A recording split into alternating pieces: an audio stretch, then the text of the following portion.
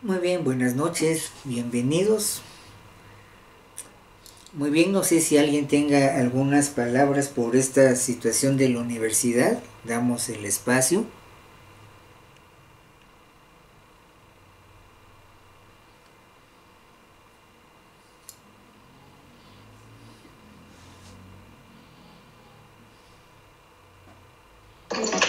Pues buenas noches, Susi. Muy bien, buena noche. Soy Isaac. Sí, buenas tardes, Y Isaac. pues, ya inicié la grabación. Eh, pues más que todo exteriorizar, pues en verdad yo me siento un poco confundido. Me siento un poco confundido respecto a la situación que se está dando en lo que hablan sobre el rector y la situación de corrupción que se dio y ahorita que se está dando el paro. Y pues yo tengo como que el deseo de poder apoyar a los compañeros, ¿verdad? Con el paro y todo, pero también tengo cierta manera como que el temor a atrasarme más de lo que ya me atrasé y pues no quiero que me tachen de estudiante mediocre o algo parecido, o como que estoy entre la espada y la pared de apoyo o no apoyo. Y en mi corazón está apoyar, pero también como que el beneficio personal o un beneficio colectivo, pero que no es a lo que decimos a corto plazo, ¿verdad? Que no pinta a corto plazo, a comparación de estudiar por mi interés y pues entrar a las clases con éxito para formar, ¿verdad? Ujú. Entonces solo eso que estoy confundido, la verdad. Bueno, no se preocupen, no solamente usted, yo también. Y si les voy a decir por qué. Bueno, en los, ¿qué? 25 años que tengo aquí de trabajar, más el tiempo de estudiante, pues obviamente nunca había visto una situación como esta. Entiendo que algunos de ustedes pues quieren ingresar a clase. Yo pienso una cuestión, pero bueno, solo lo vamos a hacer por hoy. Si hubiera dudas, preguntas, pues claro, como queda aquí la grabación, pues yo ahorita no estoy tomando asistencia.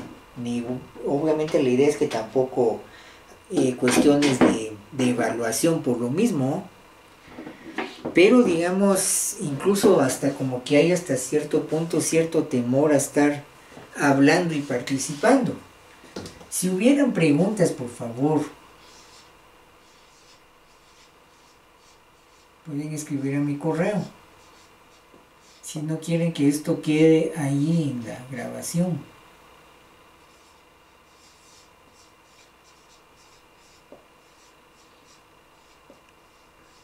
cesargrijalva@cuno.edu.gt. De todos modos, todas estas clases espero seguirlas subiendo al canal de YouTube.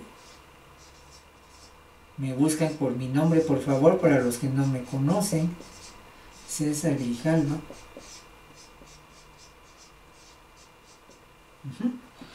Ahí va a estar eso. Si no me quieren escribir acá, me escriben a los textos ahí de YouTube de cada una de las clases. ¿Sí?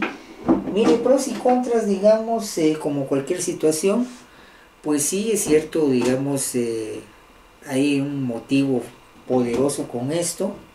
Hay confusión, también es cierto, bastante en ese sentido.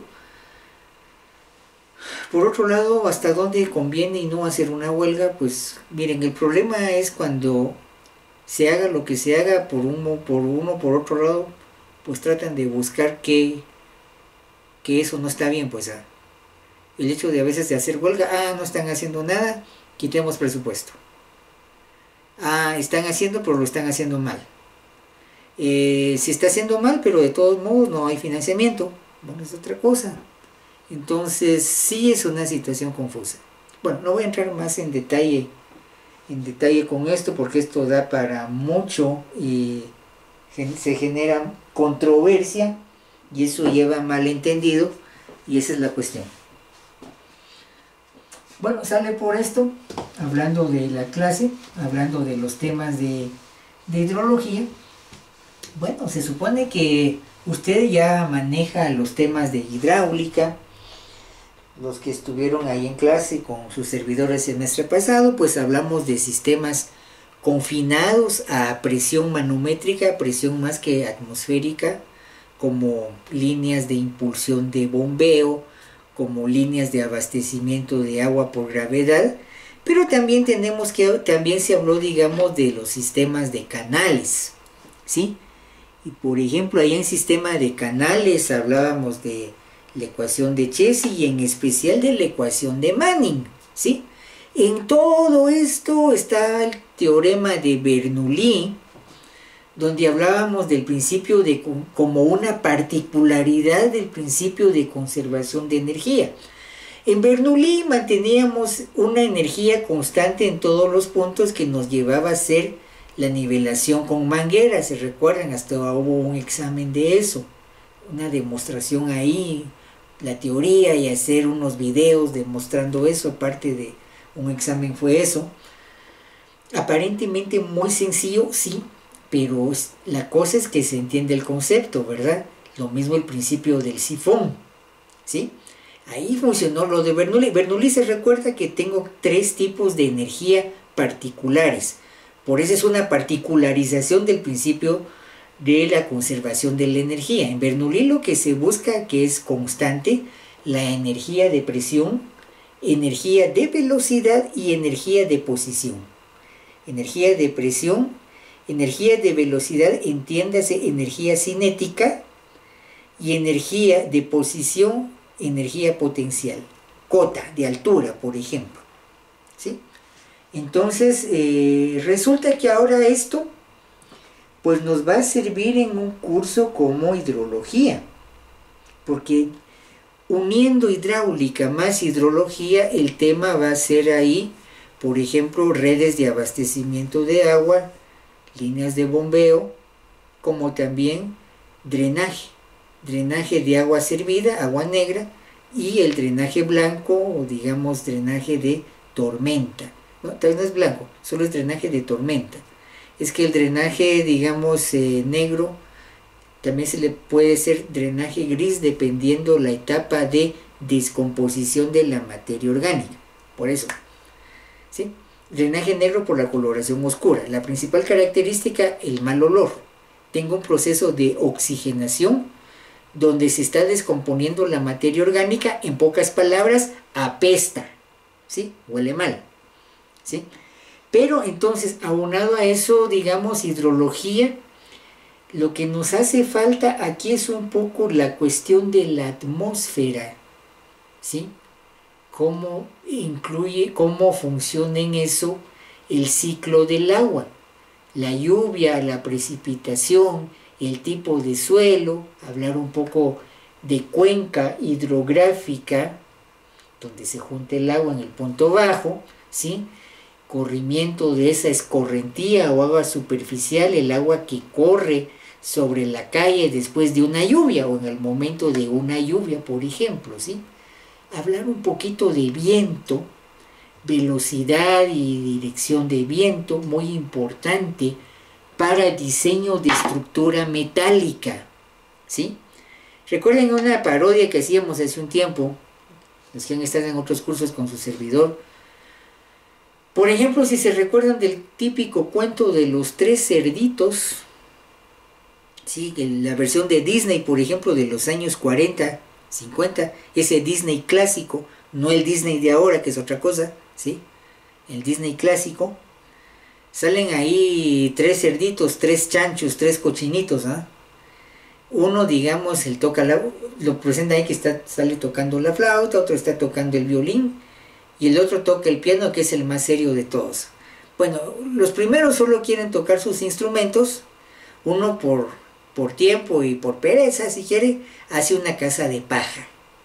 El otro pues invierte un poquito más, hace una casa con madera, con ramitas y madera.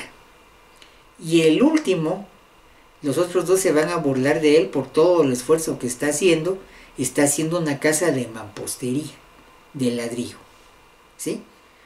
Bueno, aquí implica que, digamos, el lobo, el clásico cuento ahí, dice, bueno, 3 cerditos, tengo 3 cenas, ¿verdad?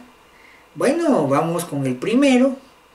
¿Y qué es lo que dice? Soplaré y la casa derribaré. Y en efecto, sopla tan fuerte que sale volando la casa de paja.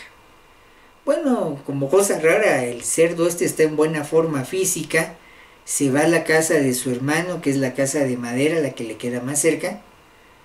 Los dos están ahí, el lobo vuelve a repetir la fórmula, soplaré y soplaré y la casa derribaré, lo hace y efectivamente vuela a la casita de madera.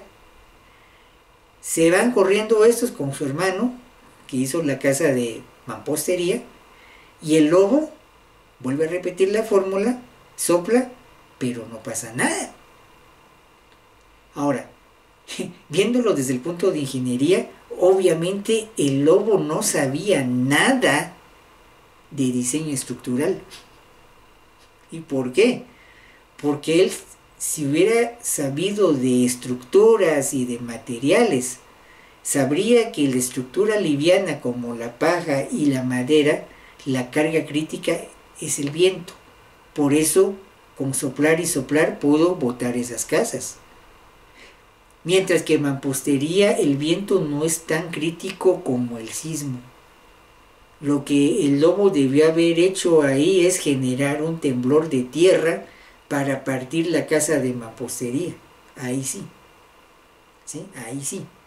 Ahora, ¿a qué viene esto con hidrología? Porque tenemos que tocar un poquito tema, digamos, de viento, porque eso sí es importante, por ejemplo, para estructura metálica. Entonces, es esto, es un poquito más el ambiente, el medio, el ambiente, con respecto a cuestiones de ingeniería.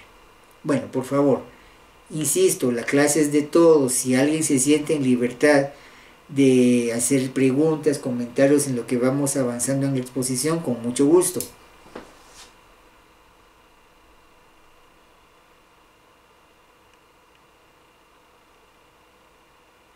Bueno, entonces, por favor, antes de esto, igual si pudieran ingresar a Moodle, los que están viendo esta grabación, por ejemplo en Moodle,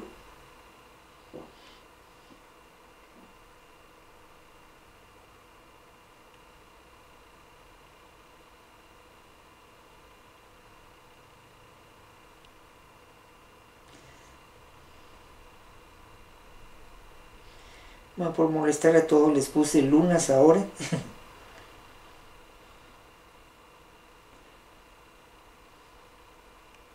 Pues aquí van a empezar a aparecer las grabaciones como links, ¿sí? Aquí está la de lunes.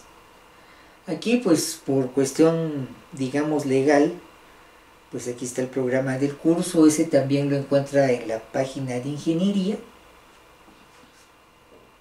Sin faltar nuestras notas de clase.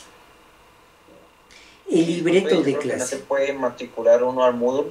No sé cómo esté eso. Ahora, vea, podemos hacer una cosa. Bueno, yo aquí tuve lo de módulo hasta el día de hoy. Entonces, si por ejemplo no se pudieran matricular, podemos hacer una cosa. Lo que hablamos hace unos minutitos. Si usted quiere este documento, pues me escribe a mi correo. Eso creo que sí le puedo contestar ahí. Todo con minúscula. César Grijalva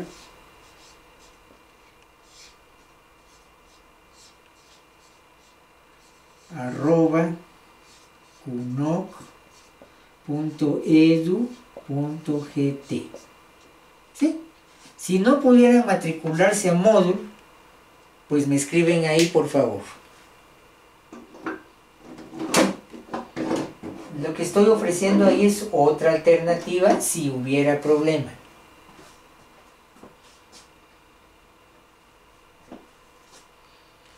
No sé si está bien así.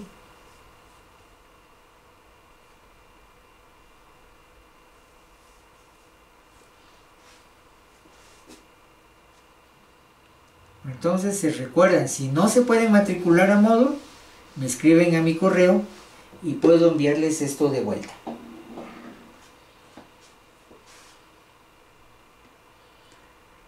Sí. Con mucho gusto. Yo creo que a veces así es un poco más fácil porque usted tiene el documento, está en tal y tal parte, está hablando de esto y esto, ¿sí?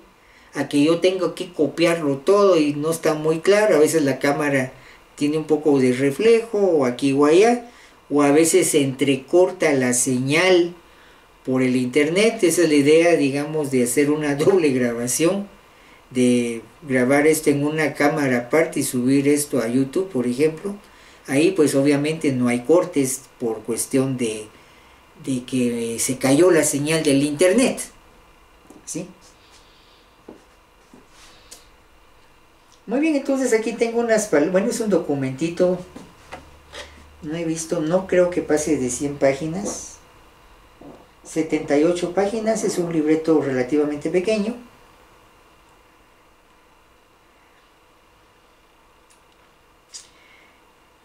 Las palabras iniciales ahí como presentación, pues la hidrología o ciencia o tratado de las aguas para la ingeniería civil, ¿sí? Implica el ciclo del agua para dicha ingeniería. Las lluvias y el cálculo de drenajes pluviales, crecidas para niveles de puentes, nivel del puente, hasta dónde dejo el puente, embalses para hidroeléctricas, ¿sí? Sobre todo para los que están en ingeniería mecánica eléctrica o mecánica, el viento para el empuje y succión que afectan grandemente estructuras livianas tales como estructura metálica, vallas publicitarias, etc. También, por ejemplo, tasas de humedad, eso también es importante en cuestión de hidrología, meteorología, porque ahí me voy por ese lado. Son importantes al momento que se calcula un intercambiador de calor con el fin de refrigerar un motor, por ejemplo. De igual manera, la temperatura, velocidad del viento y humedad relativas, aquí tengo un error, pueden correlacionarse para el cálculo de agua para curado de concreto, ¿sí? Eso es importante. ¿Cuánta agua necesito para curar mezcla fresca? Voy a colocar un pavimento de concreto, voy a colocar unas losas de concreto. Necesito la temperatura del ambiente, la velocidad del viento, la temperatura del concreto y la humedad relativa. Ya vamos a hablar qué es humedad relativa. En términos generales, humedad relativa de un volumen total de aire. ¿Qué porcentaje de ese volumen es vapor de agua? Esa es humedad relativa. Si el 100% de ese volumen de aire es vapor de agua, 100% de humedad relativa. Si me voy a un desierto, no hay no hay ni una gota de agua, 0 humedad relativa, porque todo es aire seco. Bueno, ¿y eso qué tiene que ver con los motores y la aviación y todo eso? Mucho que ver. Por ejemplo, tecnología espacial. Y eso es fascinante hasta cierto punto. Perdonen un momentito.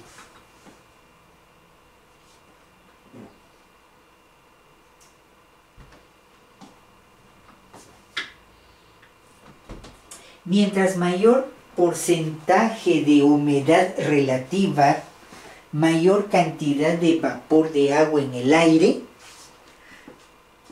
por pequeño que sea la diferencia, es un aire un poquito más denso. Por ejemplo, para aviación, un aire más denso me va a dar más fuerza de sustentación a las alas de un avión. Recuérdense que un ala tiene una parte recta abajo y una curva arriba. El viento pasa más rápido aquí, pero más despacio acá. Esa diferencia es lo que da la sustentación. Mientras más denso el aire, mayor humedad relativa, tengo mayor sustentación. ¿Sí? Por lo tanto, igual que un motor de carro, necesito, por ejemplo, menor cantidad de revoluciones para un motor de hélice, ¿sí? Si arranco, por ejemplo, aquí en Quetzaltenango, por ejemplo, una avioneta, resulta que tengo que andar, por decirle algo, de 5.000 a 6.000 revoluciones, y la hélice, tengo que pasar mucho aire bajo del ala para que tenga suficiente fuerza de sustentación y pueda volar, ¿sí? Cuando ya voy entrando al valle ahí por Almolonga y voy para Sunil, más húmedo el aire, mayor humedad relativa, posiblemente para mantener las mismas condiciones de vuelo, con que le baje ya a unas 3000 o 4000 revoluciones por minuto, ya un poquito más despacio el avión. Sí, va a pasar menos aire, un poquito más denso, mantengo la sustentación. Cuando ya llego, por ejemplo, a Champerico, por decir algo, posiblemente con 2000 revoluciones por minuto, estoy exagerando. ¿Por qué? Obviamente estoy a la orilla del mar.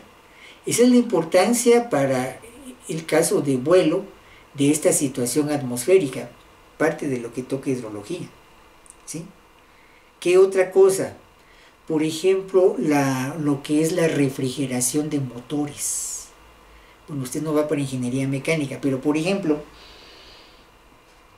puede que alguno de ustedes se recuerde, tal vez si no usted, pues platique con papá, mamá o algún abuelo o algún familiar ya mucho más grande que usted, más viejito que usted. Bueno, usted es jovencito todavía, pero digamos hasta los años 70, por ejemplo, ya medio siglo, los clásicos vehículos de la Volkswagen, el típico escarabajo, el típico microbús, la típica combi. Esos vehículos, tecnología alemana de Ferdinand Porsche, ¿sí?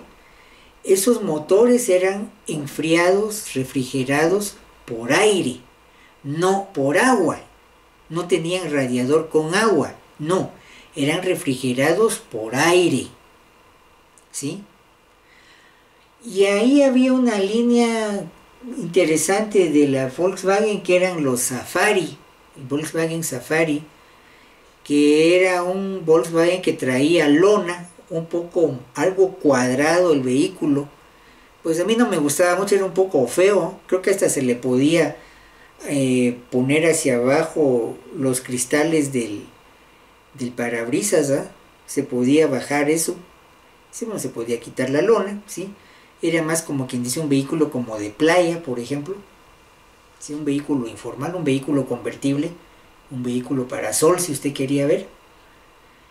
Pero lo interesante de todos esos vehículos era que, digamos, en una ciudad así como Quetzaltenango, usted podía un fin de semana bajar tranquilamente al puerto, digamos, ya que hablamos de Champerico.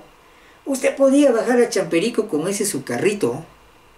El problema, si usted se descuidaba, era el regreso. Si usted se venía un poquito rápido, de ahí de Champerico para Xela, porque tenía prisa y venía corriendo y venía revolucionando mucho el motor, si se descuidaba usted, ese vehículo se calentaba mucho. Sobre todo ya ahí por Sunil, digamos, donde está la entrada a el entronque Almolonga, ¿sí? Antes del puente, por ahí por Sunil o Cantel, muchos de esos vehículos, lo clásico era que había que apagarlos y esperar que se enfriaran. Si se descuidaba, en algunos casos hasta hacían cortocircuito y empezaban a quemarse esos carros, agarraban fuego porque se calentaban. ¿Y por qué? Bueno, fíjense una cosa muy interesante. El cálculo de esos motores, el diseño original que viene precisamente de la Alemania nazi, fue concebido, fue calculado, fue pensado y calculado en esas planicies ahí, digamos, del norte de Alemania. Muy frío, sí, pero muy cerca del mar, pues tal vez no tanto esto, sino que la altura no muy arriba del mar, quiero decir. Posiblemente estoy diciendo 100, 200 metros sobre el nivel del mar. Una humedad relativamente alta. Entonces, la refrigeración de esos vehículos, por ejemplo, funcionaba muy bien si la humedad relativa andaba por un 80, 85, 90%, ¿sí? O sea, del volumen total del aire, 80%, 85% vapor de agua. Refrigeraba muy bien un motorcito de esos enfriado por aire. El problema de esos vehículos, cuando uno ya subía a Cantel, por ejemplo, si la humedad relativa andaba ya por un 75-70%, el aire ya estaba muy seco. O sea que la refrigeración no era eficiente. De ahí entonces el problema de calentamiento de esos motores. Esa es la importancia de revisar estos temas y profundizarlos si usted quiere después en cuestiones de meteorología e hidrología, porque eso es importante. No sé, algo con esto, no sé qué les parece esto, si les llama la atención o no.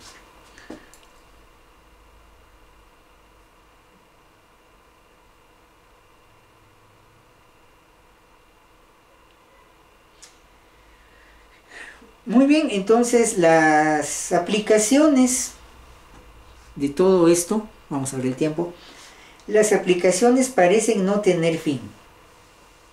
El agua cual recurso indispensable para la vida humana goza de simbología y representatividad en casi cualquier pensamiento humano. Ahora, aquí esto es importante, aquí vamos a cambiar un poco la temática. Vamos a cambiar un poco el disco duro. Antes diríamos, vamos a cambiar el cassette. Hoy diría, vamos a cambiar un poco la memoria USB. De esa cuenta, quien como ingeniero entiende el pensamiento de la población con quien trabajará un proyecto, tiene la ventaja de que éste corresponda de mejor manera a las necesidades que suple la ingeniería civil. Que éste no sea rechazado por más que esté bien calculado y diseñado. Muy bien, ahora aquí hay una cosa importante con esto.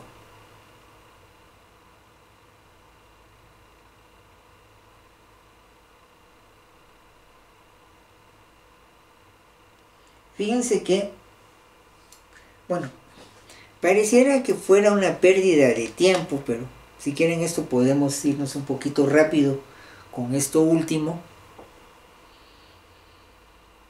El agua en realidad, por ser tan importante, hidrología, agua, logía, el tratado del agua, ¿sí? Hablábamos eso el lunes. Como el agua es importante en casi todos los aspectos de la vida del ser humano, ¿sí? ¿Qué pasa? En el imaginario de las personas, en el imaginario de la sociedad, el agua tiene un espacio, tiene una representatividad importante. Digamos que se le atribuye hasta cierto punto, depende del pensamiento, como que el agua pudiera representarse como un personaje que tiene vida propia. Miren, por ejemplo, en Europa, muchas de esas capitales y ciudades importantes, por ejemplo, la ciudad de Londres, la ciudad de París, la ciudad de Hamburgo, muchas de esas ciudades, la ciudad de Roma, han sido poblaciones que empezaron a la orilla o a la vera de un río, por dos razones importantes. Digámoslo así, ahí no más estaba la fuente de agua, por ejemplo, para preparación de alimentos, simplemente para beber,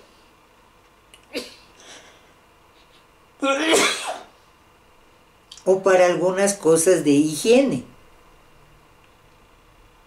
¿sí? Simplemente por cuestión de higiene. Además,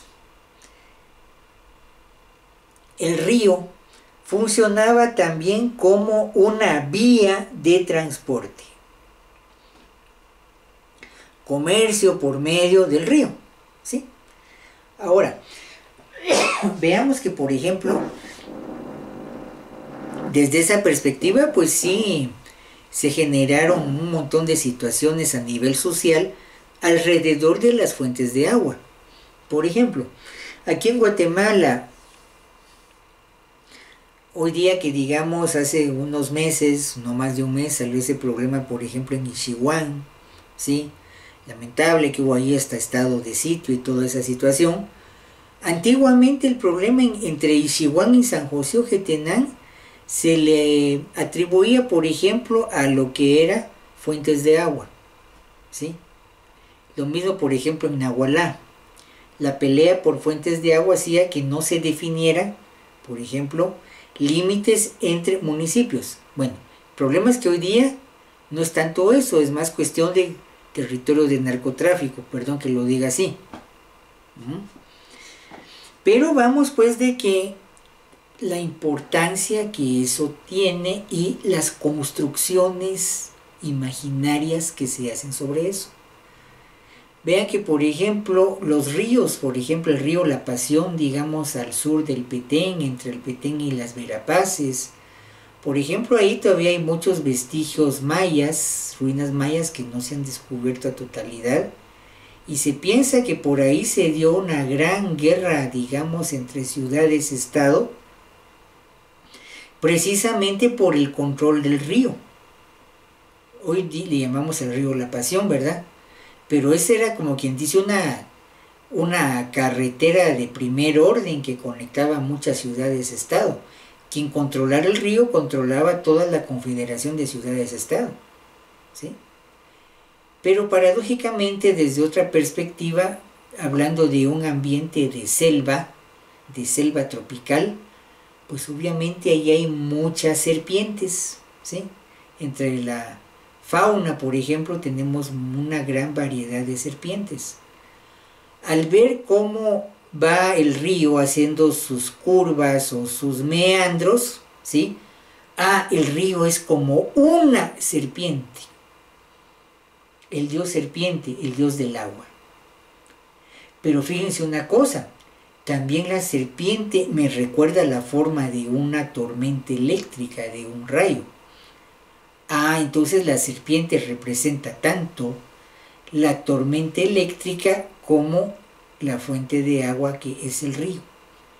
Cuando se va uniendo todo eso, por ejemplo, ahí nace, por ejemplo, un poco, es una explicación de tantas, ahí nace, por ejemplo, el mito de Kukulcán, la serpiente emplumada, que está en el cielo y está en la tierra, ¿sí? Se recuerdan que, por ejemplo, ahí, digamos, cuando hablamos de ese pensamiento, o por alusión y respeto, hablando de, ¿cómo se llama?, de una cosmovisión maya, en palabras de moda, ¿sí? Fíjense que en ese pensamiento no hay 4, hay 6 puntos cardinales, ¿sí? Además de los que nosotros conocemos de norte, sur, este, oeste, que se correlacionan con los colores del maíz, ¿se recuerdan eso? Color negro, color rojo, amarillo, blanco, por ejemplo, ¿sí? El poniente, la noche, maíz negro, el sol que sale quemando, color rojo, maíz rojo, ¿sí? Norte, si no estoy mal, color maíz blanco, y el sur, maíz amarillo. Además de eso, ¿qué vemos? Tenemos el cenit y el nadir, diríamos en árabe, el arriba y abajo, ¿sí? Es ahí donde está ese mito de la serpiente emplumada, que es Kukulcán, ¿sí? Y el color yash, si alguien es yash, sabrá que en quiché eso es verde-azul, ¿sí? Está esa situación ahí. Entonces miren cómo todo eso se va dando cierta construcción con eso. Bueno, ¿por qué hablo de antropología en esta clase de hidrología? Fíjense que aquí hay una cuestión importante con cuestión de ingeniería. En la medida en que usted comprende un poquito mejor cómo piensa el grupo de personas donde usted va a ir a trabajar X o Y proyecto, va a tener más ventaja en cuestión de hacer un diseño mejor adaptado no solo a las necesidades, sino al pensamiento de la gente. Miren, no sirve a veces de mucho un proyecto técnicamente bien calculado, sus cargas, sus planos, su presupuesto, todo está muy bien calculado. Si la población rechaza eso, ese es un problema ahí. De ejemplos trillados de clase, vuelvo a sacar esto a colación. Recuerdo el tiempo, digamos, después de firma de la paz, cuando estuvo aquí el FIS, estuvo también Intervida, el colegio que quedó ahí en San Mateo, por ejemplo.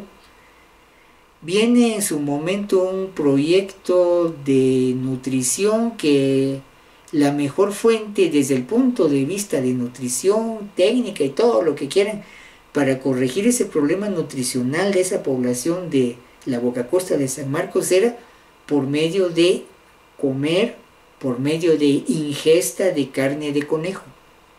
Fabuloso. Hicieron muy bien el proyecto en lo técnico, pero se les olvidó un pequeño detalle. Preguntarle a la gente si comía conejo. Cuando se ejecuta el proyecto y va todo ahí, nosotros no comemos conejo. Problema que los pobres conejos terminaron de mascota de lo que usted quiera y no resolvió el problema. Ese es el punto. He ahí el por qué estoy hablando de antropología en ingeniería. Porque si tengo la capacidad de entender un poquito mejor cómo piensa la gente, y aquí el agua con ese imaginario colectivo, llevo la ventaja, digamos, de hacer un mejor diseño. Eso es importantísimo. Miren, de algún modo, un poco la estrategia de las órdenes religiosas como tal vez no tanto los jesuitas, sino como los franciscanos en el tiempo de la colonia. Las órdenes religiosas, por ejemplo, los franciscanos aquí en Guatemala, por ejemplo, puede que alguien de ustedes alguna vez haya visto ese libro, los viajes de Tomás Gage se escribe. Él era un monje, si no estoy mal, franciscano. No sé si él era inglés o era de Irlanda, pero él más que todo hace un informe de viaje aquí a las tierras de Centroamérica, en Guatemala. Más que informe de viaje, pareciera que estaban recopilando información antes de colonizar.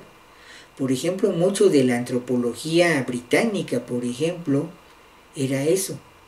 Se iba a estudiar a la población para después buscar la mejor estrategia para colonizarla. Saber sus puntos fuertes y sus puntos débiles y saber un buen chapín por dónde entrarle, pues.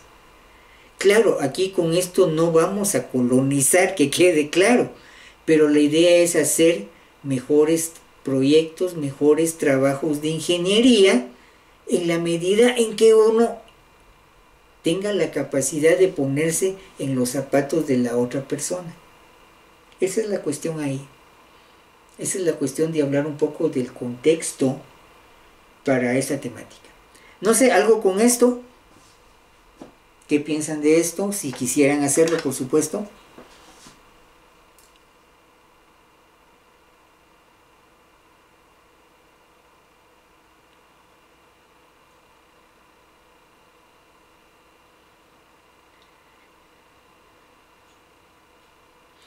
Bueno, veamos aquí notas de clase. Estoy en la página número 2. Aunque bueno, llevamos 40 minutos de grabación. Como entrada, ¿qué pasa con la hidrología? Es una de las ciencias que aporta en gran manera a los temas de vulnerabilidad, problemas propios derivados de inundación y deslizamiento de tierra en un clima susceptible a tormenta y huracanes, a lo que se suma la topografía de montaña de Guatemala. Es de pensar que en nuestro país, Guatemala, el principio general de diseño de ingeniería es no olvidar que se diseña con una ingeniería de montaña, ingeniería para montaña, ¿sí? Hay textos extranjeros excelentes, pero parten de topografía plana, no de montaña. de los principales problemas se encuentra el arrastre hidráulico de partículas y sólidos, tal como capa vegetal, suelo y últimamente basura.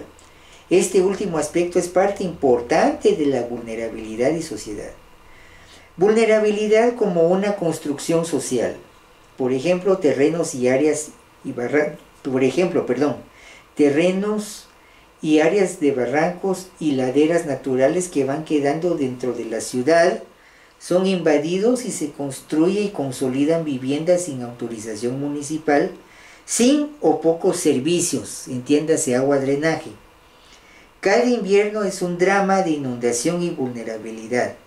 El agua y su memoria física en la escorrentía, que obviamente va a generar problemas de inundación. Entonces, ingeniería de montaña en el caso de Guatemala y la gestión de riesgo. Me atrevo a decir 4 ejes primarios de riesgo. 4 tipos de riesgo en un país montañoso como Guatemala. Como ya dijimos aquí, primer riesgo, riesgo de inundación. Muy cerquita a eso, con el tránsito de agua y avenida, riesgo de deslizamiento de tierra. Y eso implica que se puede venir la montaña encima de las casas, ¿sí? Un montón de muertos ahí, como Panabaj con el Están, por ejemplo. Ya llevo dos tipos de riesgo. El otro, montaña implica, por ejemplo, falla geológica, riesgo sísmico. Y el otro, junto con las montañas, riesgo volcánico. ¿Sí? Tenemos que jugar con ese tipo de riesgos para ingeniería civil. Entonces ahí sí no la tenemos tan fácil, pues no es tan sencillo. Gestión de riesgo empieza desde el escritorio, desde la computadora. Eso sería una gestión de riesgos preventiva. Desde el diseño estoy concibiendo qué escenarios puede tener mi proyecto. Por ejemplo, una gestión de riesgos preventiva, previniendo, cuando yo hago un cálculo estructural sismo resistente. Desde ahí estoy calculando, considerando el problema del sismo. Gestión de riesgo preventivo. Pueden haber otras situaciones ahí, previniendo por si acaso. Pero a veces hay que pensar en gestión de riesgo correctivo. Por ejemplo, un problema de inundación. Tengo que ver por dónde viene el agua y para ver si la puedo desviar. Sobre la marcha estoy haciendo la corrección, entonces gestión de riesgo correctivo. Diríamos que ya se enfermó el paciente, entonces estoy viendo qué cirugía le tengo que hacer. Es lo que hablábamos el día lunes, por ejemplo, con el problema ahí del socavamiento de Villanueva. Hablábamos ahí que muy atinado el comunicado de la Asociación de Ingenieros Jubilados, donde en pocas palabras lo que están diciendo al ministro de Comunicaciones: mire, señor ministro, lo primero que usted debió haber hecho es haber visto de dónde viene el agua que genera el socavamiento. Si usted hubiera localizado eso al inicio y lo hubiera desviado, pues ahí le hubiera quedado muy bien el relleno. Pero no puede hacer ningún tipo de relleno mientras no encuentre la fuente del problema, que en este caso es humedad, exceso de humedad, así como se oye. Entonces eso ya va haciendo, digamos, un recordatorio de las cosas que tenemos que hacer, ¿sí? Entonces sale por esta cuestión de riesgo. Pero insisto, a pesar de esa cuestión de riesgo, de lo técnico, regresemos al penúltimo punto. No hay que olvidar que estamos trabajando con personas y para personas. Y los grupos de personas, los grupos humanos, tienen sus representaciones, tienen sus creencias, tienen su mitología, lo que usted quiera. Y mucho, digamos, del medio está presente ahí como una explicación, como lo que usted quiera. y en la medida en que se van teniendo una idea de ese tipo de pensamiento, de esas dinámicas, de esas correspondencias, de esos protagonistas, por decirlo así, va a ser mucho más acertado el diseño de ingeniería, porque va a respetar el pensamiento de la gente. Otro tipo de cosa con esto, ya para ir asentando el comentario, el aporte de hidrología de hoy. Antiguamente, digamos, hace unos 60, 70 años, cuando no estaba tan desarrollado el abastecimiento de agua potable por cada casa, también habían pilas públicas. Tal vez alguien recuerda eso, por ejemplo, aquí en Quetzaltenango, la famosa cuesta de la pila Cuachi, porque eran dos pilas, ¿eh? Mucha gente, no solo era una pila, habían dos pilas ahí juntas, ¿eh? La pila Cuachi, ¿sí? Camino ya al Calvario. Bueno, en algún momento resulta que hubo buen financiamiento y XY población, digamos, ya no vamos a construir pilas públicas para hacer llenacántaros. Esas pilas se les llamaba llenacántaros porque todo el mundo iba a llenar ahí su cántaro. Diríamos hoy llenatinajas o llenaollas, ¿eh? Una pila llenaollas, ¿eh? No, a un llenacántaros. El cantarito de barro, por ejemplo, ¿sí? Después el cantarito de plástico que uno veía antes en los mercados, así de colorcitos, ¿no? ¿Sí? Hoy diríamos, como le digo, el llenacubetas, el llenaollas, por ejemplo, pila pública. Resulta que en esa época la Dirección General de Obras Públicas ya no construyó tantos llenacántaros, sino hicieron conexión de agua por cada casa. Pues qué bueno, todo el mundo tenía ya agua en su casa. Pero eso generó un problema. Resulta que los que salieron en inicio hasta cierto punto perjudicados fueron jóvenes así como ustedes o un poquito más jóvenes que ustedes, entre adolescentes y jóvenes. ¿Y por qué? Porque resulta que en la bendita pila pública, en el llenacántaros, ahí se daba todo ese ritual, digamos, de lo que era el cortejo previo al matrimonio, ¿sí? Era la oportunidad de ir a ver patojas, ¿ah? Quienes llevaban su cántaro y todo, y a quién le echaba el ojo y quién se quedaba con quién y todo. Ya no había llenacántaros, y ahora ¿cómo le hacemos, pues? Esas son las cosas que uno tiene que en algún momento sopesar en cualquier proyecto, ¿sí? Por un lado. En el otro lado,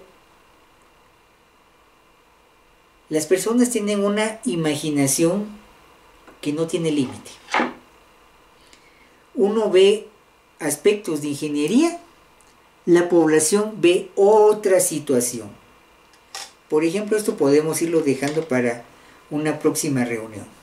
Solo voy a decir muy brevemente esto. Recuerdo un típico ejemplo donde se estaba colocando geomalla y geotextil para lo que era un botadero de basura. Empezamos a ver que los rollos de geotextil empezaban a aparecer con pedazos arrancados. Qué raro. No entendíamos. Hasta que una persona, digamos en medio español, nos dice: ¿vos qué? Vos, esa tu chamarra pica mucho. Como ven el rollo de geotextil, pensaron lo primero que se les cruzó en mente: esto es una chamarra. Señora, pero el problema es que eso es de fibra de vidrio. Si entra en contacto en la piel, va a pasar 1 o 2 días con picazón. ¿Qué hizo esta gente? Pues no, disculpen la expresión, les vino valiendo, porque lo que hicieron es que colocaron el geotextil entre 2 chamarras de lana y asunto arreglado. Nosotros de ingenieros nunca nos imaginamos que esta gente en el geotextil lo que miraba era una chamarra térmica, pero suele pasar. Muy bien, muchas gracias por la asistencia, por los que vean este video. Voy a dejar de grabar. Le deseo una feliz noche, feliz tarde, con permiso. Feliz noche, ingeniero. Feliz noche. Feliz noche, Inge. Feliz noche.